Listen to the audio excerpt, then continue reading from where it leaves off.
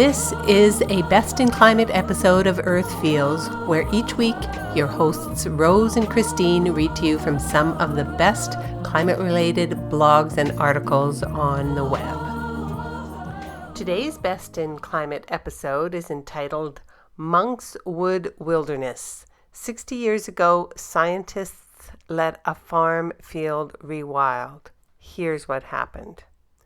By Richard K. Broughton. Posted on theconversation.com. I'm Christine, coming to you from very smoky Red Lake, Ontario. We're socked in with smoke from the wildfires today, although our threat of immediate evacuation has been lifted for the time being. Isn't climate change unsettling? I'm your host for this episode. Let's get started. In the archive of the UK Centre for Ecology and Hydrology, there is a typed note from the 1960s that planted the seed of an idea. Written by Kenneth Mellanby, director of the Monkswood Experimental Station, a former research centre in Cambridgeshire, UK, the note describes a 4-hectare arable field that lies next to the station and the ancient woodland of the Monkswood National Nature Reserve. After harvesting a final barley crop, the field was ploughed and then abandoned in 1961.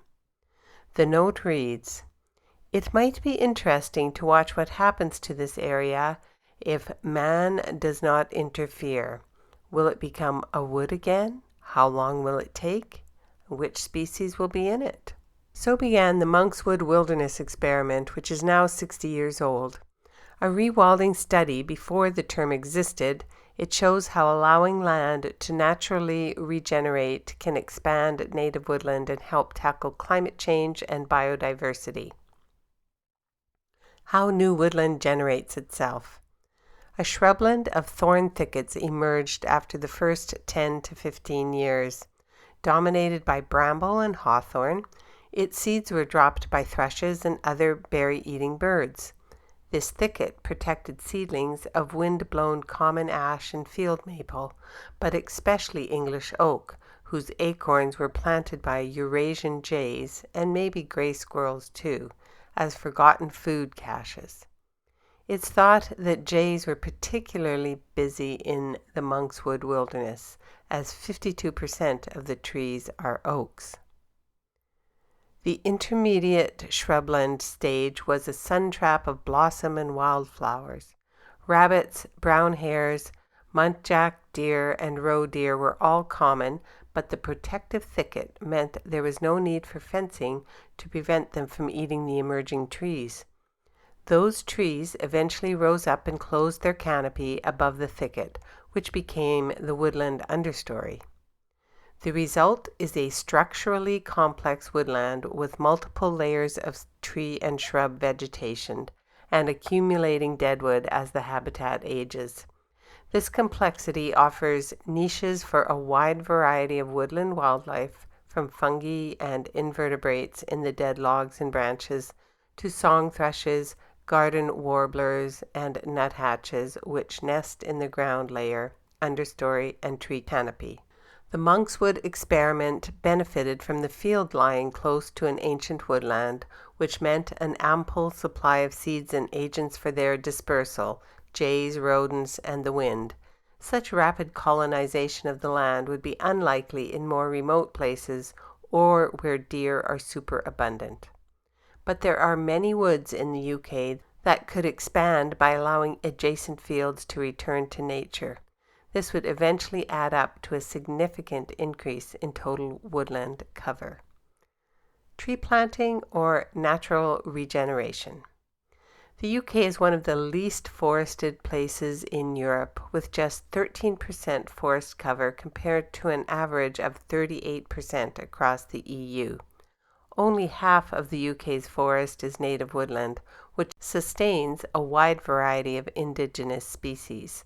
The rest is dominated by non-native conifer plantations grown for timber. This situation is gradually changing. The UK government aims to create 30,000 hectares of new woodland each year until 2025, providing new habitat for wildlife and helping reach net zero emissions, as woodland stores more carbon than any other habitat except peatlands. With the climate and biodiversity crises getting worse each day, there's an urgent need to expand woodland fast. But how?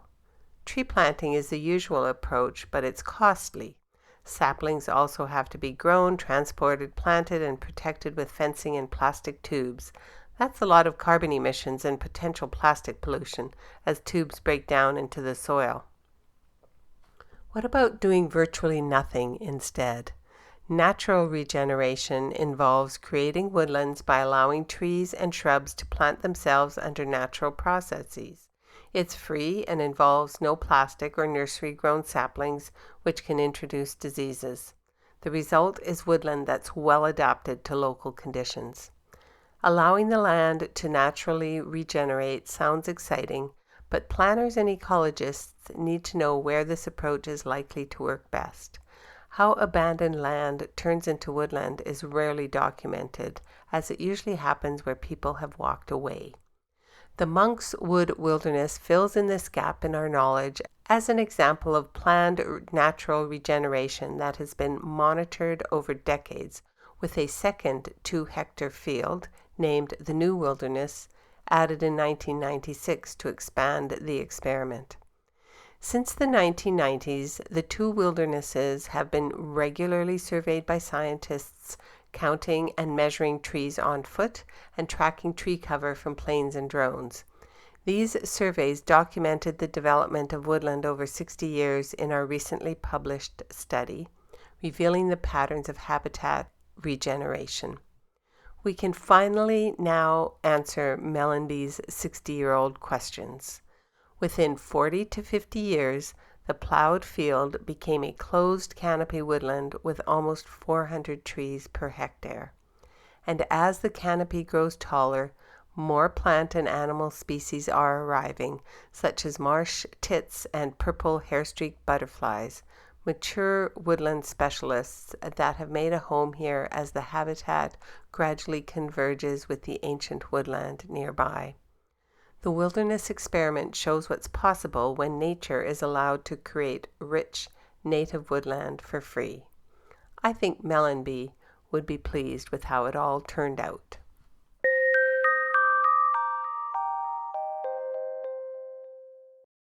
You just listened to the post entitled Monk's Wood Wilderness. 60 years ago, scientists let a farm field rewild. Here's what happened. Published on theconversation.com, written by Richard K. Broughton. Mr. Broughton is an ecologist and ornithologist at the UK Centre for Ecology and Hydrology and also a senior research associate in zoology at the University of Oxford. That's this week's episode of Best in Climate for Earth Feels. Special thanks to singer-songwriter Kristen Hoffman for generously allowing us to use Song for the Ocean. Thanks for listening. Don't forget, subscribe to our podcast so you don't miss an episode. Catch you next time. Bye-bye. Children of the earth, I'm calling out. There's a mission for you and for me.